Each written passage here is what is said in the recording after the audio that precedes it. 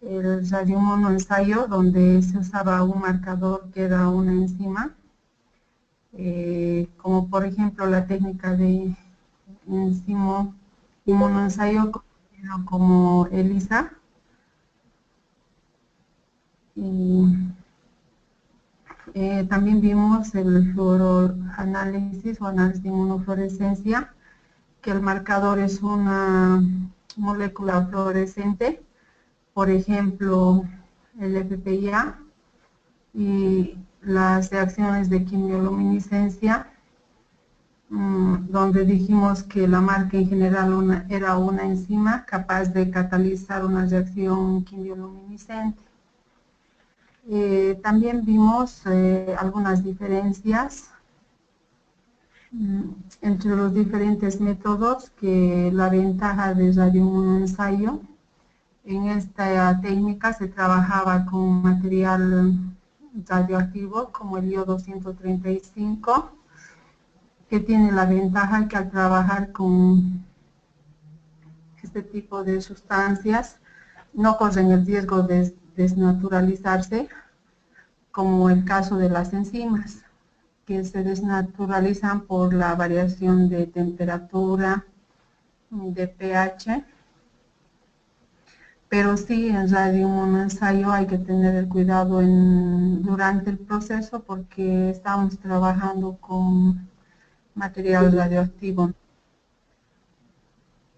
Por ejemplo, si se trabaja con hormonas que se encuentran en pequeñas cantidades, el día detecta pequeñas cantidades de hormonas, por ejemplo, a diferencia de la prueba de ELISA. Y una ventaja también que tiene en relación a la quimioluminiscencia es que en el día, como trabajamos con material radioactivo, podemos leer entre 2-3 horas después. En cambio, en la quimioluminiscencia hay que leer la muestra apenas se emite la luz, no se puede leer después. Y en el día sí, porque como es material radioactivo, el tiempo que va decayendo va a tardar días, ¿no? También vimos la prueba de Western blot, donde se hace una corrida electroforética y se ve las manchas de las proteínas que estamos determinando, que se van a ir separando las proteínas y van a ser específicas del tipo de microorganismo que estamos determinando. Y las manchas, o sea, las proteínas de mayor peso molecular se van a ir hacia la parte superior, y hacia la parte inferior las de menor peso molecular.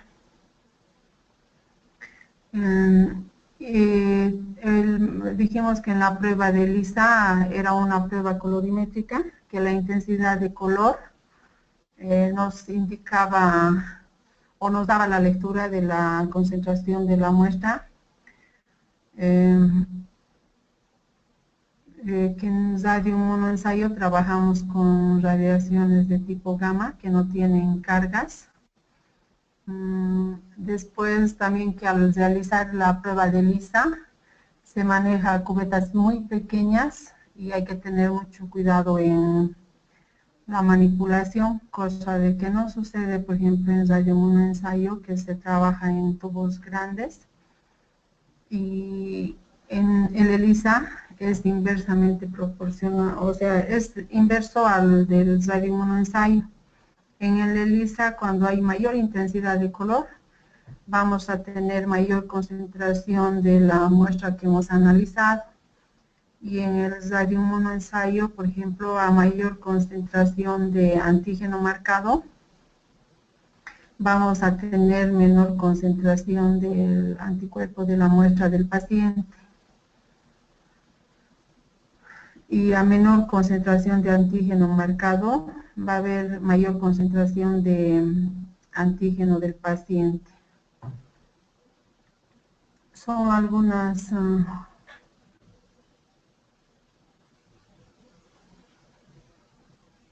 de las observaciones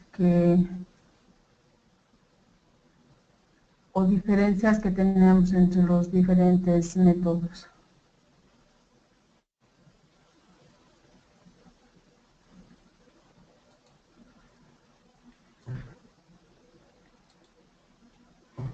Bueno, ahora vamos a empezar con lo que es reacción de cadena en polimerasa y las pruebas de electroforesis. Van a llevar un módulo de PCR que tuviera que llevar ahí, que ya son pruebas, tiene un módulo específico para esas muestras. Ahora vamos a empezar con lo que es el diagnóstico de las hepatitis virales. Las hepatitis son una inflamación del hígado. La afección puede evolucionar en una fibrosis, una cicatrización, una cirrosis o cáncer de hígado. Los virus de las hepatitis son la causa más frecuente de las hepatitis. También pueden deberse a otras infecciones como sustancias tóxicas, alcohol o drogas, o también pueden deberse a algunas enfermedades autoinmunitarias. Tenemos el virus de la hepatitis A, que es infecciosa, se presenta en las heces de personas infectadas, se transmite a través del agua o alimentos contaminados, también vía sexual.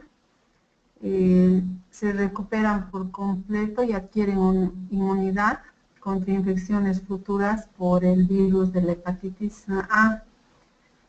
También pueden ser graves, potencialmente mortales. Y para la hepatitis A tenemos vacunas actualmente, ¿no?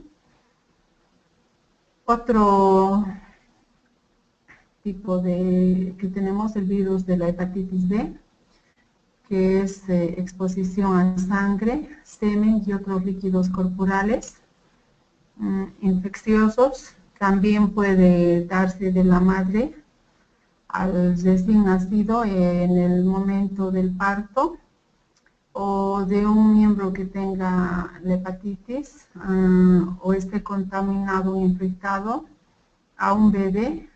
También esta se puede dar por transfusiones, por instrumentos que se usan en una cirugía, curación, etc. El personal de salud también puede adquirir o transmitirse la hepatitis a través de un pinchazo. Y existe vacuna para la hepatitis B, y todo el personal de salud, absolutamente todos, deben estar vacunados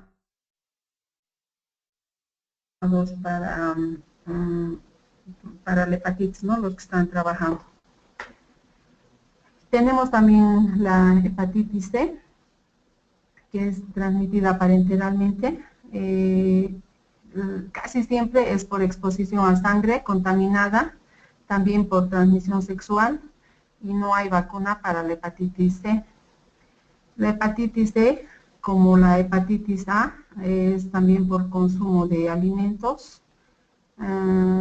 También es causa común de brotes epidémicos de hepatitis y hay vacunas. No hay distribución amplia.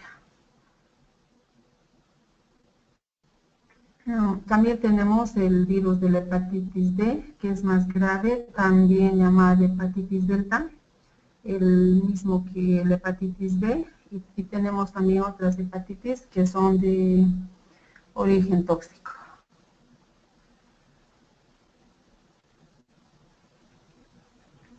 Curso clínico de la infección por virus de la hepatitis B. La infección aguda, más o menos tenemos en un 90%, y las hepatitis B crónica tenemos casi un 10%. Más o menos de la infección aguda cursa de forma asintomática en un 70% de los casos.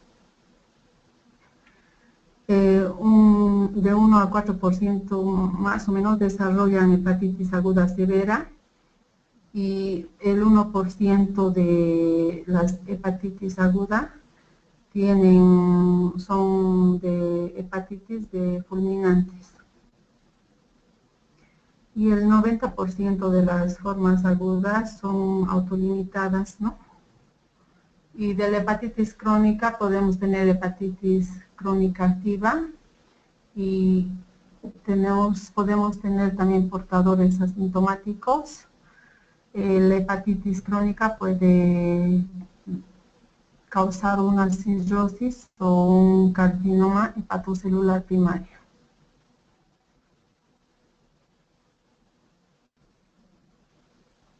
Marcadores serológicos en el curso de la infección por virus de la hepatitis B.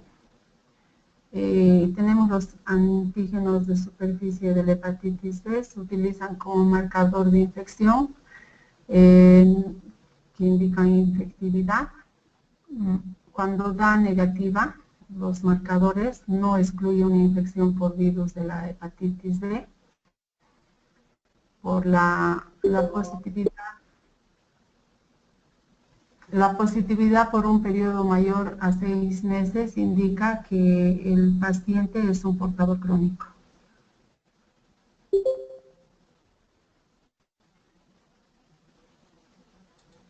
No quiero abrir, no sé qué.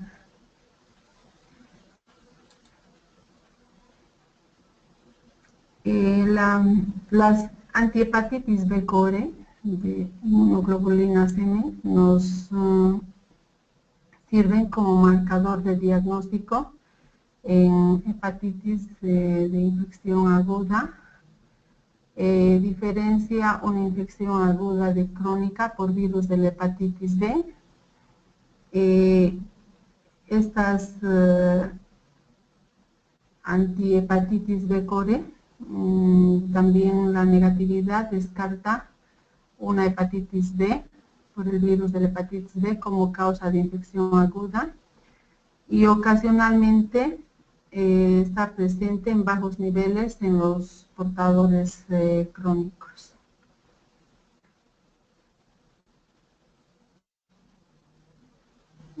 Anticuerpo core de la hepatitis B. Este confiere inmunidad permanente en las personas que han sido infectadas por el virus de la hepatitis B y está presente en infección presente y también pasada. No diferencia la hepatitis B aguda de una hepatitis B crónica. No diagnostica infección aguda por el virus de la hepatitis B y es útil como para conocer el estado inmunitario de pacientes antes de vacunarles.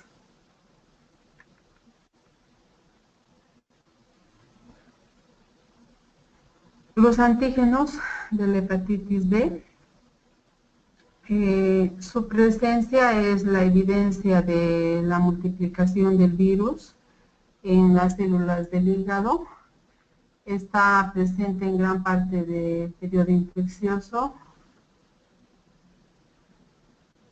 Se presenta casi como una ictericia.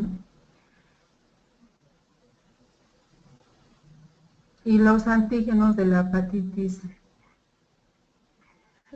anticuerpos de la hepatitis B, es una evidencia o un pronóstico de resolución del cuadro.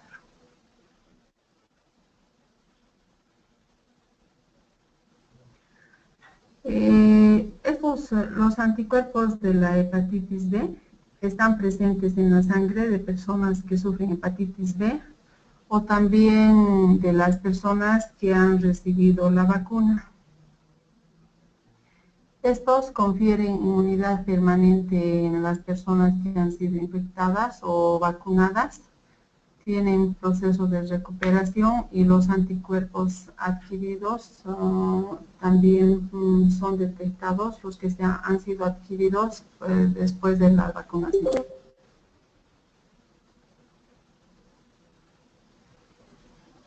La detección y cuantificación del ADN del virus de la hepatitis B por reacción en cadena de la polimerasa. Es un indicador de infectividad y también se realiza de la detección de mutantes antigénicos de la hepatitis B para luego realizar un seguimiento de tratamiento con interferón y se realiza también el recuento de la carga viral.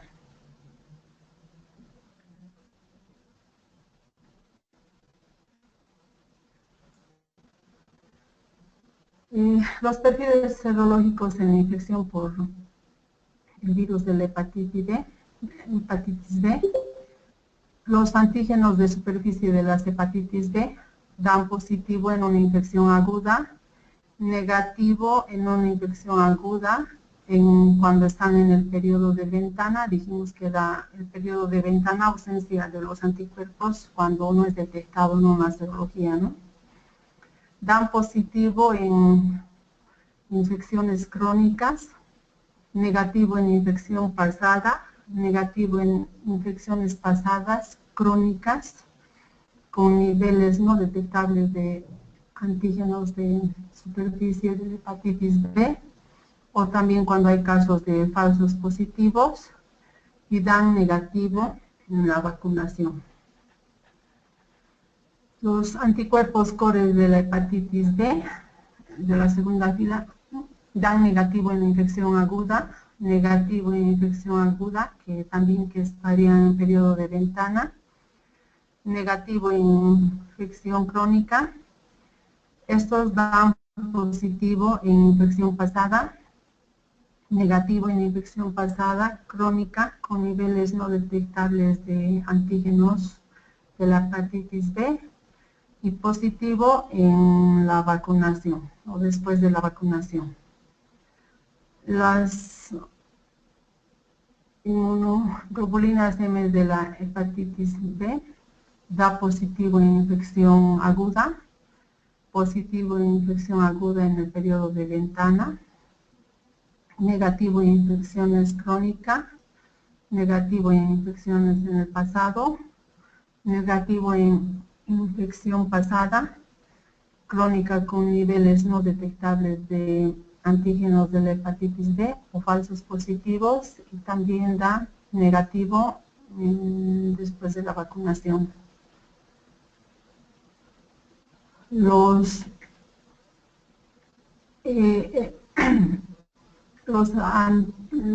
anticuerpos de la hepatitis B nos da positivo en infección aguda, positivo en infección aguda en el periodo de ventana, positivo en infección crónica, positivo en infección pasada, positivo en infección pasada o crónica, o falsos positivos, y nos da negativo en la vacunación.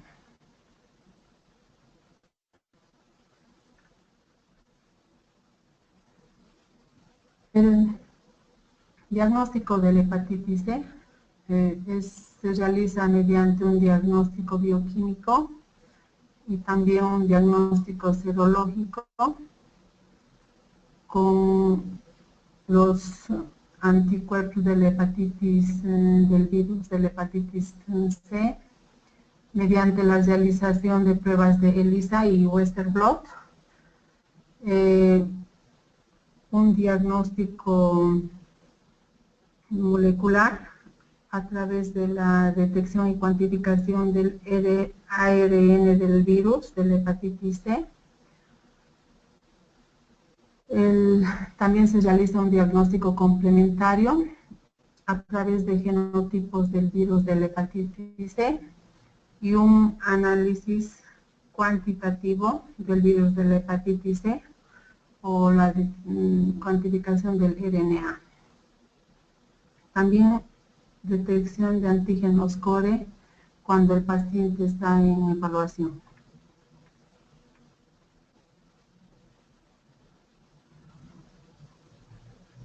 Interpretación de los marcadores serológicos y moleculares en la hepatitis C. Tenemos dos formas de hacer, mediante la y inmunoglobulina N, anticuerpos de la hepatitis C. Estos continúan siendo detectados a lo largo de la fase crónica, y la inmunoglobulina G de la antivirus de la hepatitis C son detectados 2 meses después de la infección en individuos inmunocompetentes y 6 a 12 meses después de que el paciente va a estar inmunocomprometido. No se encuentran relacionados al curso de la infección.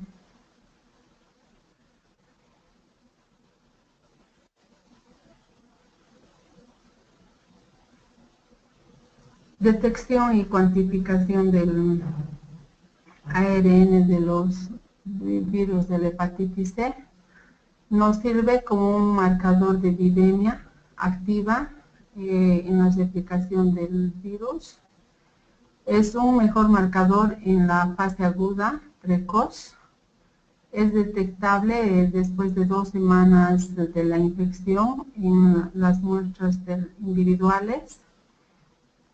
Permanece presente en las hepatitis crónica y también pueden sufrir fluctuaciones.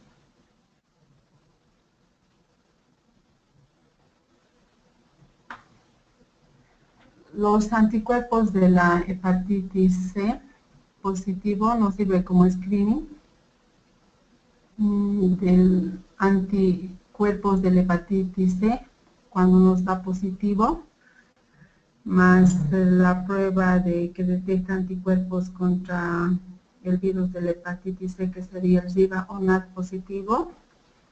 El NAD es una técnica también de detección de ácidos nucleicos y también nos indica positivo como screening los anticuerpos de la hepatitis C positivo, RIVA positivo y NAD negativo.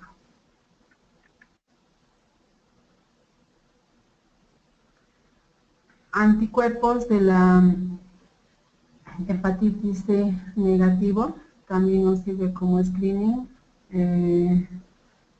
negativo. Screening anticuerpos de la hepatitis C positivo más RIVA negativo. También nos sirve como screening anticuerpos de la hepatitis C negativo, RIVA negativo y NAD negativo, que son también pruebas que detectan anticuerpos contra el virus de la hepatitis C, y el NAD, que sería una técnica para la detección de ácidos nucleicos. El anticuerpo de la hepatitis C indeterminado nos sirve como screening. Anticuerpo hepatitis C positivo más RIVA indeterminado.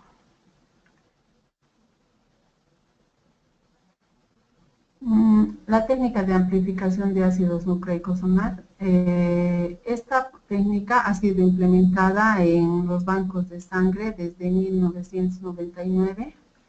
También algunos otros países como Alemania, Austria, Suiza, Estados Unidos, Canadá. La detección del RNA en un pool de plasma donde haya una cantidad de 100.000 a 500.000 se redujo con esta determinación el periodo de ventana, porque aquí ya no detectamos anticuerpos, y es una tecnología muy costosa, por lo que no puede ser aplicado, digamos, en países subdesarrollados. Y existen altas chances de contaminación al realizar la prueba, que sería una de sus desventajas.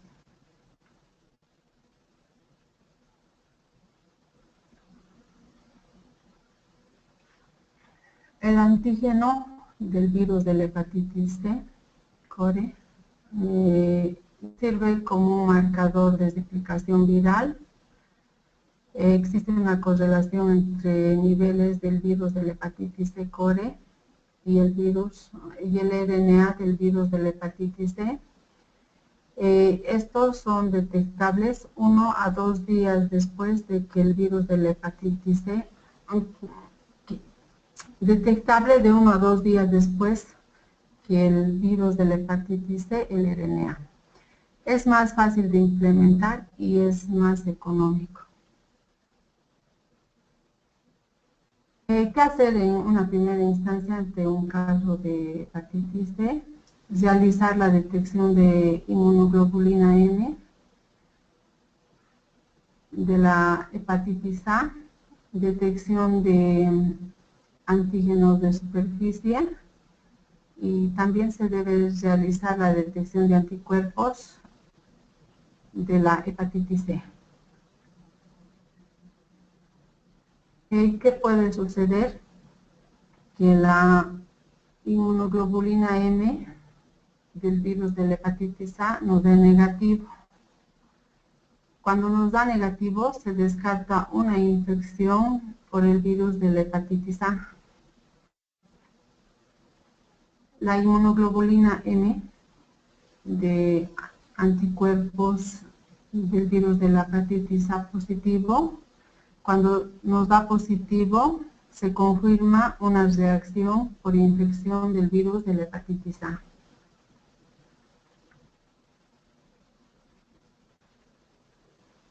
Los antígenos de superficie de la hepatitis B negativo descarta una infección aguda o crónica por el virus de la hepatitis B.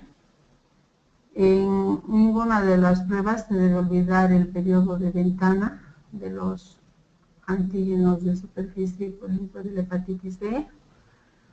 Con un antígeno de superficie de la hepatitis B negativo, se debe realizar el antihepatitis core total.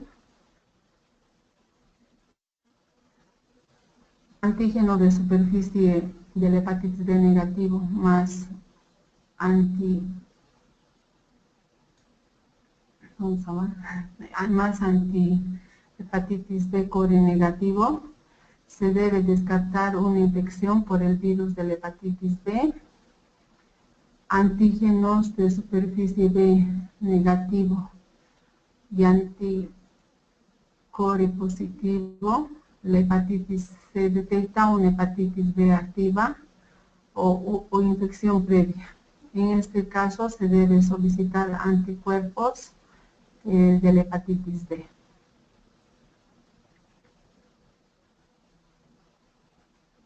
Cuando tenemos antígenos de superficie negativo y antihepatitis B core positivo y anticore de la hepatitis B negativo, este no va a excluir una hepatitis B activa, se debe hacer un seguimiento al paciente. Si tenemos antígenos de superficie negativo, anticore de la hepatitis B positivo y anticuerpos de la hepatitis B positivo, nos indica una infección previa y un individuo inmune.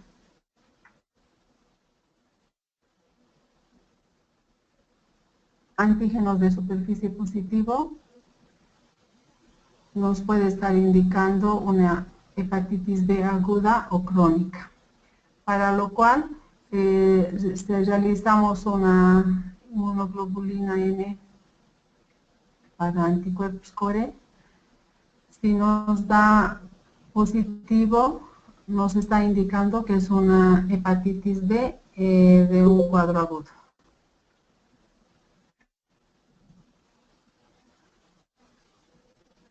La inmunoglobulina M antihepatitis B core negativo, se debe realizar una hepatitis B core total. Si este nos da positivo, estuviéramos ante un cuadro de hepatitis B crónica. Y si el paciente estuviera cursando una hepatitis B, es importante determinar los marcadores serológicos de replicación viral anticore de la hepatitis B y antihepatitis B. Si recordamos que nuestro paciente tiene antígenos de superficie positivo, IgM anticore negativo y anticore total positivo, tenemos que el paciente tiene una alta infectividad, va a indicar, a ver, los antígenos anticore positivo nos indican alta infectividad, antígenos de superficie de la hepatitis B y anticore B positivo indica actividad viral, que es muy poco frecuente encontrar en su caso.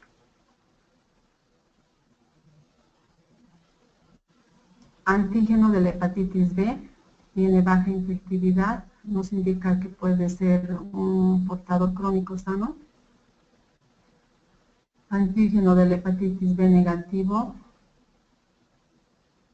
o anticuerpo de la hepatitis B negativo, este requiere un análisis molecular. Puede tratarse de un mutante con antígeno de la hepatitis B negativa.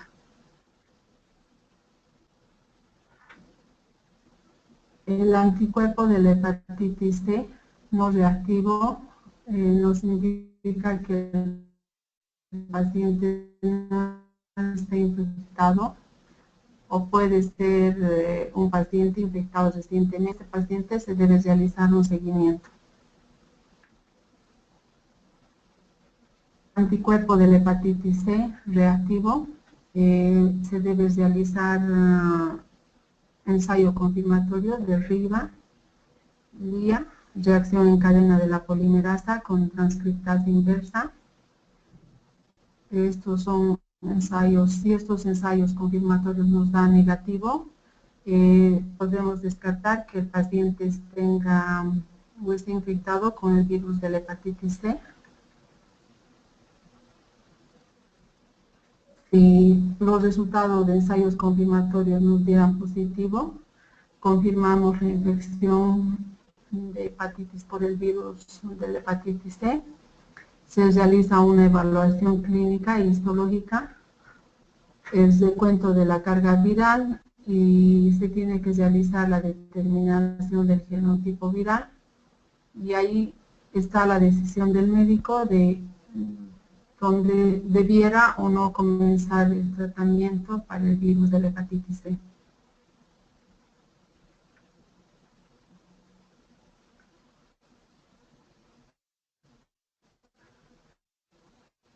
Aquí tenemos un cuadro de diagnóstico serológico. En hepatitis agudas se debe solicitar antígenos de superficie para inmunoglobulina, anticuerpos del virus de la hepatitis A, IgM del anticore de la hepatitis B y anticuerpos del virus de la hepatitis C. En una hepatitis crónica se debe solicitar antígenos de superficie de la hepatitis B. Si es positivo, los anticuerpos de la hepatitis B y anticore B, el grado de infecciosidad, realizar el recuento de carga viral y se debe iniciar tratamiento. Anticuerpos del virus de la hepatitis C, si es positivo, realizar el recuento de ADN del virus de la hepatitis C para confirmar si es un cuadro de hepatitis C. Y anticuerpos del virus de la hepatitis B, si nos da positivo, este nos indica que es un cuadro fulminante, este se presenta con cuadros crónicos graves en pacientes con hepatitis crónica y en las zonas endémicas.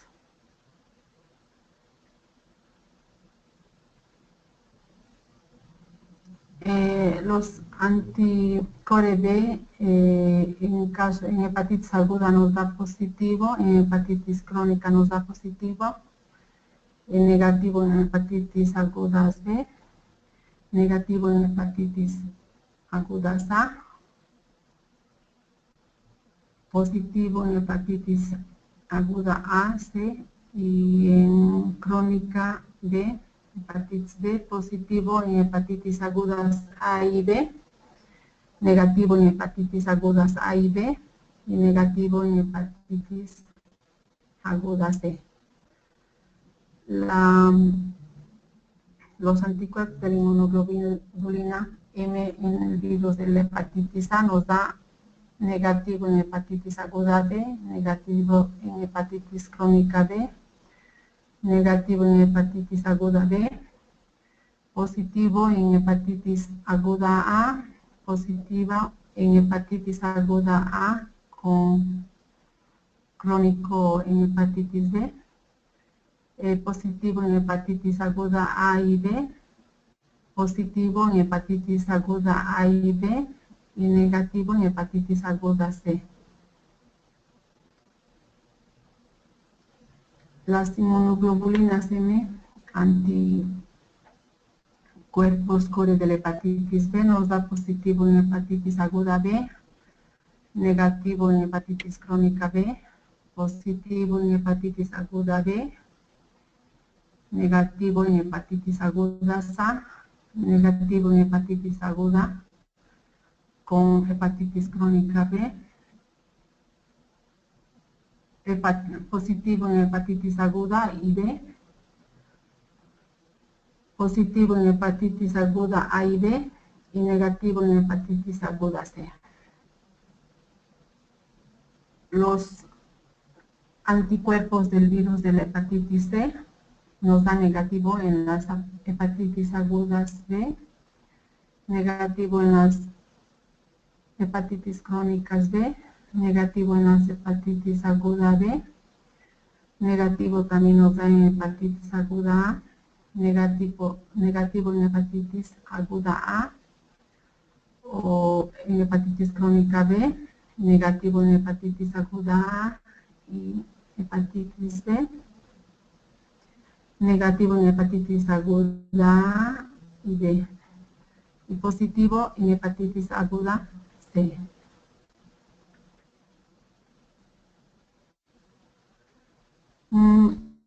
Las pruebas serológicas que se realizan para la determinación de las hepatitis son de fácil realización, tienen reproducibilidad y existen pruebas automatizadas para la determinación serológica de estas pruebas. Tienen la desventaja de que pueden arrojar resultados no reactivos frente a individuos infectados o frente a un periodo de ventana serológico, que es el tiempo que va a transcurrir entre el momento de la adquisición de la infección y la aparición de marcadores.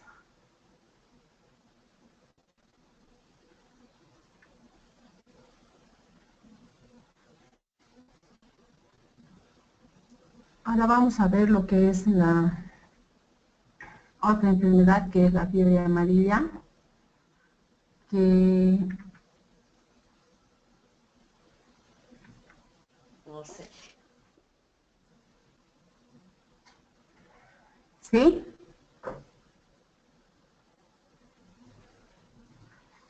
La fiebre amarilla es una enfermedad producida por virus, es una enfermedad vírica aguda que se caracteriza por hemorragia, y el término de amarillo se alude a la ictericia que pueden presentar algunos pacientes.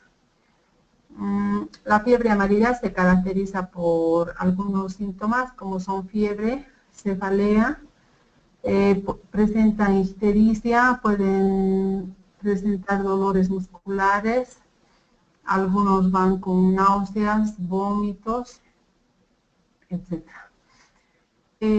El rol del laboratorio en la vigilancia y el seguimiento de los pacientes con cuadro clínico icterohemorrágico agudo es muy importante. se debe realizar la vigilancia laboratorial en cuadros febriles, también investigación de brotes como componentes de equipo de salud cuando haya estados febriles, es realizar estudios serológicos para la detección de inmunoglobulinas M,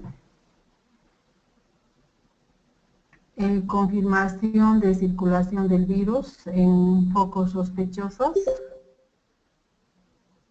realizar diagnósticos diferencial y también el laboratorio sirve como apoyo para diagnóstico presuntivo y seguimiento clínico de la enfermedad.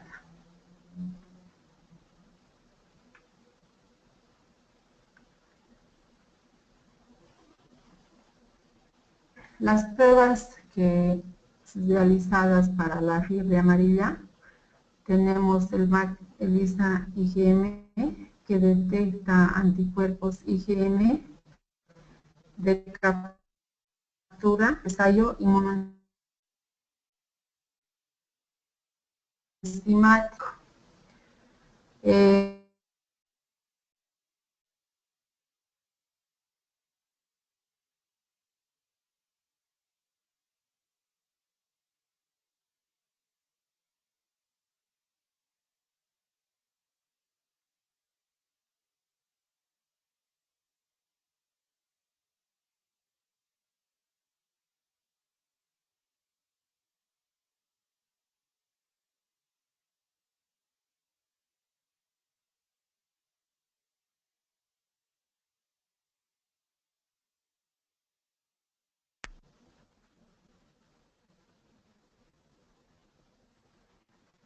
¿Cuándo debemos tomar las muestras de sangre? En la etapa virémica, cuando esté el paciente, cuando se esté replicando el virus, se tiene que tomar la muestra entre el primer, segundo y tercer día. En la etapa aguda, se va a tomar la muestra después del quinto día. Y en la etapa convaleciente, entre los 15 o 20 días después de la infección.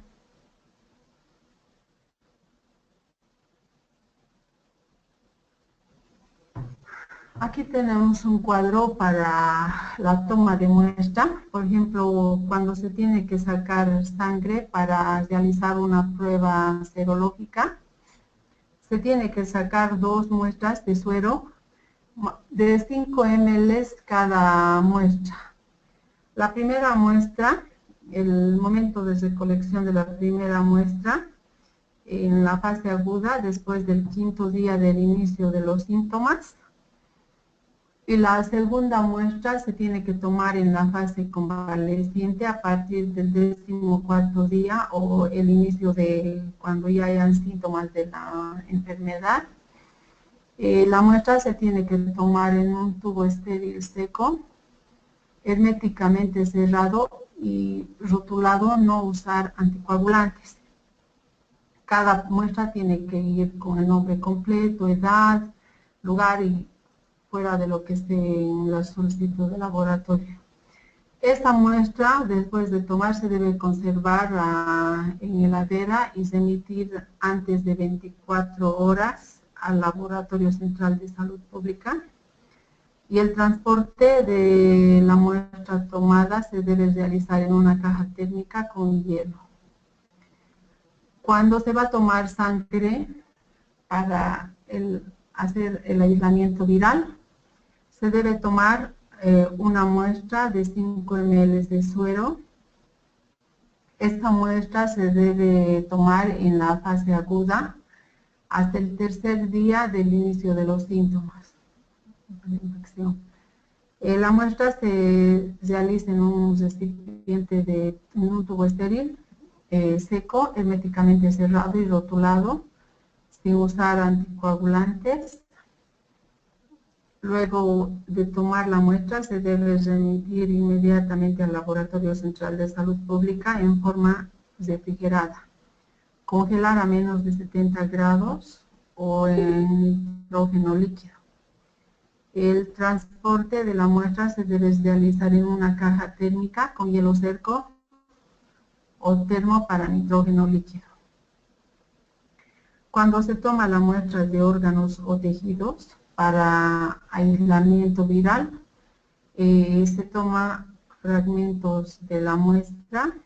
Esta se debe recolectar hasta 8 horas post-mortem. El recipiente donde se recogen los fragmentos de la muestra es un frasco con un medio de transporte viral que debe estar herméticamente cerrado y rotulado. Este se debe llevar inmediatamente al Laboratorio Central de Salud Pública o debe congelarse a menos de 70 grados o en nitrógeno líquido. El transporte también se realiza en una caja térmica con hielo seco o termo para nitrógeno líquido.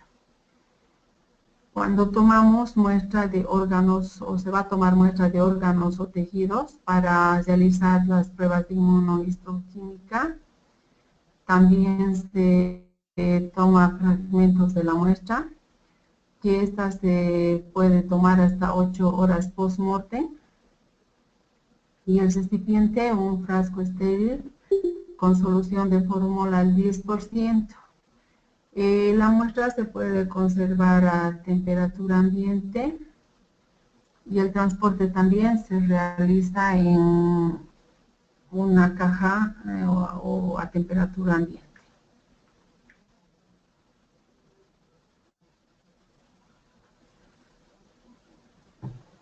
Las pruebas de laboratorio clínico para el diagnóstico de la fiebre amarilla, el médico puede solicitar hemograma con recuento de leucocitos, plaquetas, hematocrito, albúmina, pruebas de función hepática, pruebas de función renal como urea creatinina, tiempo de protrombina, gasometría, electrolitos. También bilirrubina, glucosa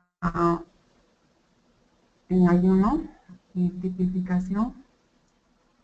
Orina, se debe tomar una muestra de orina para verificar si va a haber una hematuria microscópica en el análisis de orina. Muestra para el aislamiento viral y PCR deben ser colectadas en los 3 primeros días de iniciado el estado febril, en la fase virémica, cuando haya replicación del virus.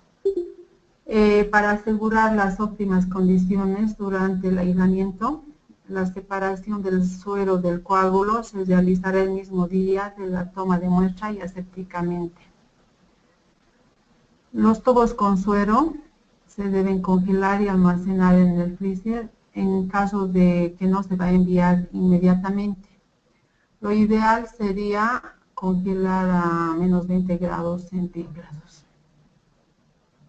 El suero debe enviarse lo antes posible al laboratorio, realizando el transporte en congelación.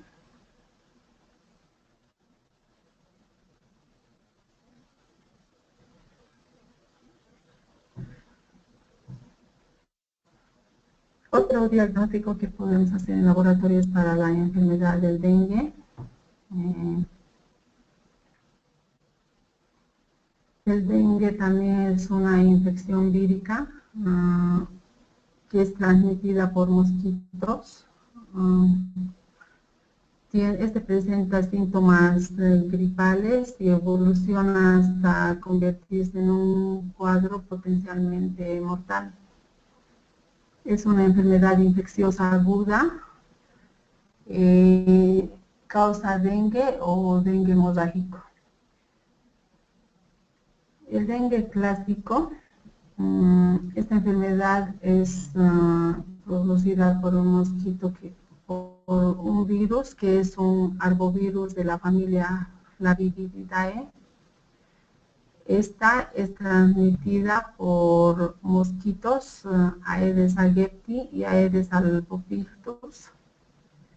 está compuesto de ARN, ácido ribonucleico de una sola hebra y tiene 4 serotipos, dengue 1, 2, 3 y 4.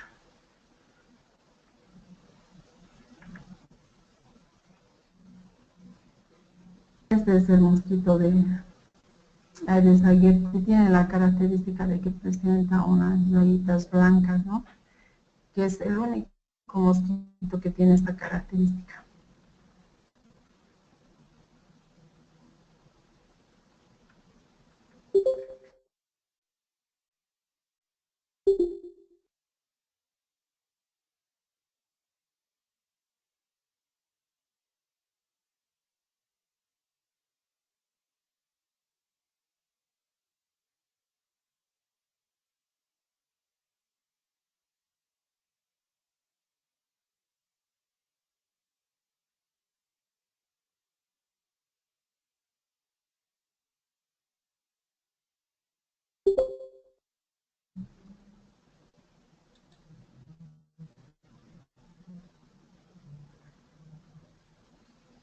Me están escuchando, ¿no?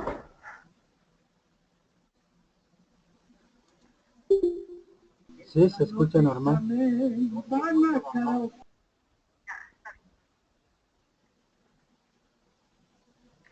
Entonces, las consideraciones epidemiológicas es cuando, de acuerdo a la estación del año, generalmente donde hay épocas de lluvia,